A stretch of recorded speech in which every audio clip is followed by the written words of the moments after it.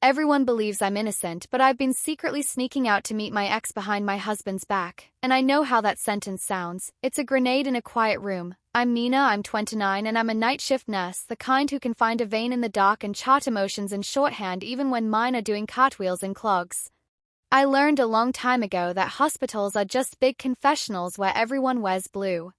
We ask, how's your pain on a scale of 1 to 10, and people say 3 because they want to be brave or 10 because they finally want a witness.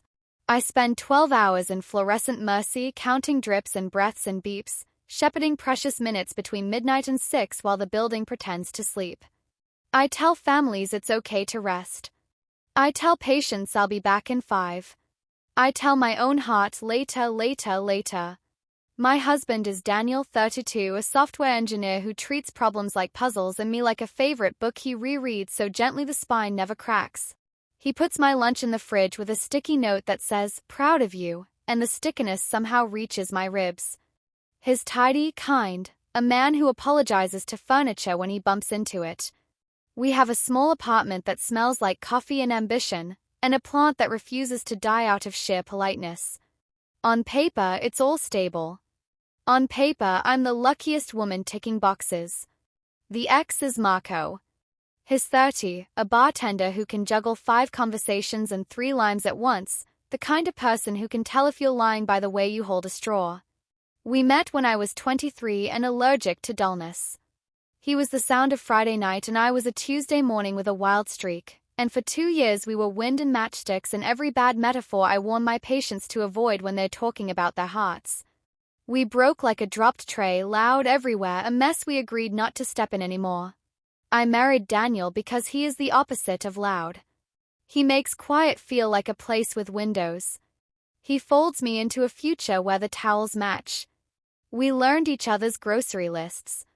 I memorize the way his jaw softens when I touch his neck. He learned that I hum when I'm worried, that I eat cereal in the bath like a feral princess, that after a double shift I need to sit on the kitchen floor for a minute and let the world pass through me like a storm through a screen. Everything was fine. I said that sentence for a year straight. Everything is fine. It became a lullaby.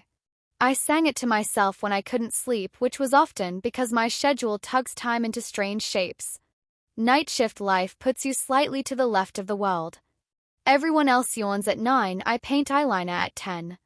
Everyone else tucks in. I tighten ponytails and Velcro my name to my chest and go learn what bodies will say when they think you're listening. A Tuesday turned into a Wednesday at 2:17 a.m., and my phone buzzed in my scrub pocket on the ugly blue chair we call Command Central. I shouldn't have checked it, but we're all sinners in small ways around 2 a.m. The notification said unknown, but the message was a memory that had learned to type, "Do you still use that diner on Maple after nights?" There are texts that smell like a room you left. I could feel the cheap vinyl and the cinnamon air. I typed sometimes. And then I tossed my phone into my locker like it had requested a secret I wasn't planning to give. At 7:14 a.m. post-shift, I sat in that diner with my feet doing their percussive complaint. The waitress poured coffee like she was baptizing me back into humanity. The doorbell jingled and in came a laugh I knew before the face. Marco in a navy jacket, hair messier, eyes older. He didn't ask if he could sit. He sat like we'd both agreed ahead of time. "You look tired," he said, because he never learned to lie kindly. "You look like a person who still thinks is charming," I said, because I never learned to keep the lid on. We didn't talk about the past, we talked about the small dumb things that let people avoid drowning. The new bartender who thinks citrus is a personality, a patient who told me her cat can sense COVID, the weather's constant identity crisis. He tapped the rim of his mug with a spoon, an old habit that made my bones remember. After 40 minutes, I stood up as if my legs were no longer sure what standing was for. He didn't hug me. He didn't ask for my number. He just said, "Be safe," like the city was his child. I told myself it was nostalgia. I told myself I had the right to sit in a room with my past and my coffee. I didn't tell Daniel because details can be crowbars. And then it happened again. Not the text, me. I went to the diner after another shift like a moth who accidentally memorized a porch light. Sometimes Marco was there, sometimes he wasn't. When he was, we made small talk big enough to hide in. He told me about a charity night they were doing at the bar. I told him about my patient who refused morphine because pain is my language. He said, some people only feel alive when something's bleeding, and I laughed in that specific way you laugh when a truth cuts too clean. I wish I could say it stayed that innocent. I wish I could say I didn't start leaving my phone on Do Not Disturb so I wouldn't have to not answer Daniel's "You okay?" at 8:03 a.m., when my innocence was a lukewarm second cup of coffee and a pair of eyes that knew my old address. I wish I hadn't started timing my exits so my neighbors wouldn't notice my 6 a.m. lipstick. I wish I didn't become the kind of woman who knows which floorboard near our bedroom squeaks and steps around it like a choreographer. But wishes are confession's polite cousins. They come to the party late. We met the third time at his bar, which is a bad idea in every language. I told myself it was a pop-in to say thanks for the conversation, to return a joke we had borrowed. It was a Tuesday, the place was quiet. He made me a ginger ale with lime because he knows I don't drink after nights. I don't need help being sloppy at sunrise. We stood too close in a room that pretends distance is aesthetic. He asked me how many hours I'd slept this week. Enough to be dangerous, I said, smiling like danger was just another shift. Are you happy? He asked me, putting his elbows on the bar like a question needs a foundation. It took me a full minute to answer because the correct answer is yes and the true answer is complicated and most of my life is trying to make those two kiss. I'm loved, I said. He nodded, slow. That's not what I asked. I finished the ginger ale in a gulp that wanted to be a scream. Happy is a moving target, I said. He wiped an invisible ring off the counter like the universe had just spilled something. You used to say happy was a verb, he said. You used to be a lot of things, I said. We stared at a neon sign as if it had a thesis. For a while, our meetings were random enough to pretend they were accidental. Then the text started again, but small like crumbs. You safe? I'd send after a storm. Got home, he'd answer at 3:42 a.m. long shift, he'd send. You'll live, I'd answer. Meat floated across at 5:51 a.m. on a day I was supposed to go home and sleep and then make pancakes for Daniel. 10 minutes, I wrote the way someone writes only this once on a napkin and folds it into a ring. I could tell you every near catch like it's a string of Christmas lights. The time Daniel woke as I was sneaking out and I said I needed oat milk like it was a medical emergency. The time a nurse friend saw me on Maple and I waved back like I wasn't carrying a bag of maybe. The time my phone buzzed while I was in the shower and I shouted spam into the steam because that's what guilt sounds like in tile. You might want to know if it got physical. The kind of physical that ends marriages in courtrooms. It did once and then twice and then it became a rhythm we didn't let ourselves name. The first time was after a night where a man with a tattoo of an anchor died on my watch despite every beautiful thing science tried. I walked into the morning with salt in my throat and no prayer left in my hands. I didn't call Daniel because Daniel would have told me to come home and sleep, and I wanted someone who would let the grief be a full-body sport. I texted Marco because sometimes you dial the wrong number on purpose. We didn't fall on each other like movies tell you people do when decisions are dumb and the soundtrack is loyal. We sat on his couch and said the names of all the things we couldn't fix. Then our mouths did what mouths do when words run out of bandages. After, I cried in the stupid, honest way my patients do when they think the morphine is listening. He held my hand like it was a fragile thing he wasn't licensed to touch. The sun behaved like it didn't judge. I spent the next day being extremely good. I alphabetized the spices. I ironed pillowcases, which no one does except people who are bargaining with ghosts. I told Daniel about a funny thing a resident said and let him kiss me at the sink until the future felt like a spoon we had washed so many times it had learned our fingerprints. You're quiet, he said. Night shift brain, I said. He touched my temple as if he could rearrange the furniture inside. Secrets are a full-time job with terrible benefits. They require calendars with holes and shoes you can walk in without leaving tracks. They make you invent new hobbies. On my off days, I started taking sunrise runs. I hate running. But I love a plausible alibi. I bought expensive leggings so my lie could at least have good fabric. I'm not here to sell you villainy or ask for absolution. I'm here to put the mess on the table and tell you what it tasted like. Meeting Marco felt like stepping into a version of myself that still believed in impulse as a currency.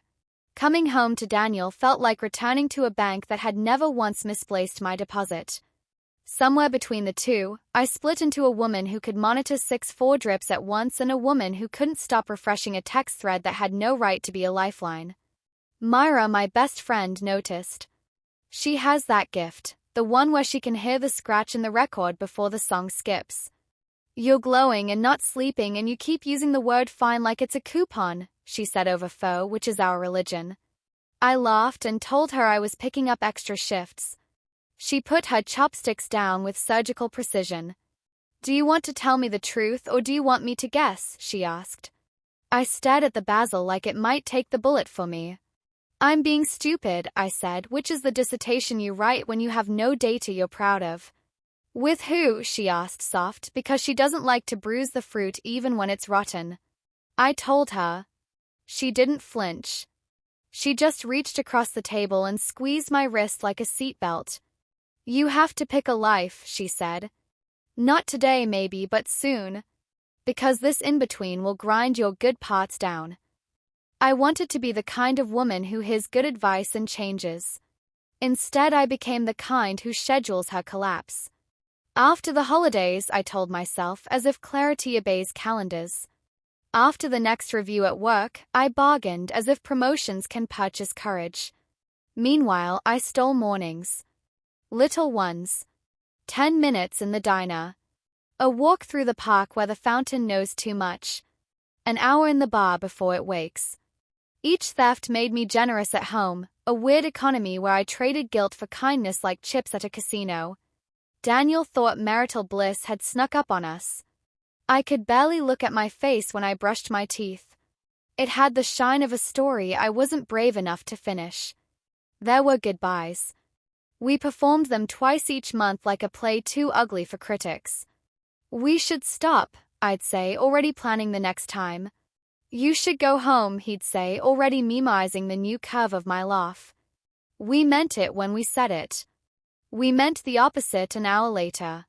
Meaning is a slippery accomplice. One morning, Daniel asked, "Are you seeing someone?"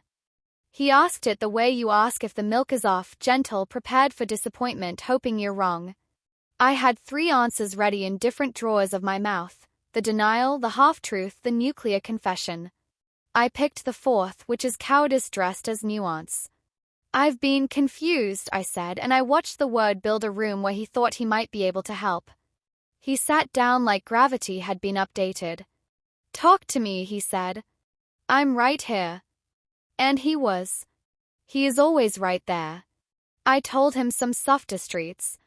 I didn't show him the alley. That night I worked a code that didn't take. Back in the break room, I stared at the vending machine long enough to become a cautionary tale. My hands shook. I texted Marco meaning don't be available, don't be what I reach for, don't make it easy to be the version of me with the loose morals and good instincts. He replied with a selfie of the bar's empty stools and the caption closed for inventory. It was his way of saying no without humiliating me. I loved him for it so much I nearly crashed through my own rule. Instead, I put my phone in my locker and went back to the man with the anchor tattoo and turned off the monitor with the tenderness of a lullaby. I wish the ending was miraculous. It wasn't. It was 2 uncomfortable chairs in a therapist's office where the plants were too glossy to be real and the clock ticked like a metronome for confessions. Daniel and I sat with our knees arranged like polite enemies. I told the truth in thirds. The therapist, a woman with kind eyes and cruelly accurate ears, tilted her head like she could see my split. Are you done sneaking? She asked. I want to be, I said, which is different from yes. She nodded. Then you have to do the part that isn't dramatic, she said. You have to stop. Or you have to leave. The in-between is just a long, expensive heartbreak for all 3 of you. I texted Marco that afternoon, I can't see you. Not for a while. Maybe not ever. I need to either stitch my life or pick a new fabric. He wrote back in 2 messages so I would feel the pause. I hear you. I'm here if your choice includes me. I cried the kind of cry that makes your face forget which way it was invented to face. I put my phone on the table like a guilty animal and let it be bored. Daniel and I are rebuilding. I don't want to romanticize it. Rebuilding is sanding and splinters and stepping on the same nail twice. We made ugly agreements. I gave him my morning hours back. He gave me his trust in installments, the way good banks do when you've wrecked your credit but show up every week anyway. We stopped pretending my night shift life is just quirky, it is a climate, and we had to buy appropriate clothing. We decided on transparency over surveillance. I tell him where I'm going, he doesn't track me there. We made our kitchen a place where real sentences live. We said I'm angry and I'm scared, and I miss a version of me that made worse decisions but louder, and we didn't call each other names. We touched each other like the house was drafty and we were building a fire with our hands. It's not perfect. Sometimes I stand at our sink and want to run until my legs forgive me. Sometimes I dream about Marco's couch and wake with my palms open like a thief interviewing repentance. Sometimes I pass the diner on Maple and the bell rings even though the door didn't move. But sometimes, often lately, I come home from a night where a teenager taught me how brave looks when it's wearing acne, and Daniel is there with an orange and a knife and he cuts the orange in quarters like my father did and hands me the pieces as if I'm the only person who knows how to eat them correctly. We don't talk for a minute. We both let the citrus do that miracle where it makes your mouth answer a question you didn't know you were asking. Then I say, today was heavy, and he nods and says, let's lift it. If you're here for absolution, I can't give it to you because I don't own it. If you're here for a warning, I can give you mine. Secrets make even your kindness suspect to yourself. If you're here to judge, I won't stop you. Some stories are begging for a gavel. I'm mostly here to say that innocence is a costume, and I wore it until the seam split, and when it did, I had to choose between stitching it with lies or stepping out of it in the cold. Everyone believes I'm innocent because I'm good at being gentle, and gentleness looks like virtue from far away. I am not innocent. I am trying to be honest now, which is both less impressive and more difficult. It looks like telling Myra when the urge hits and sitting on my hands until it crawls away. It looks like texting Marco on his birthday and then deleting the draft and sending a donation to the charity he loves.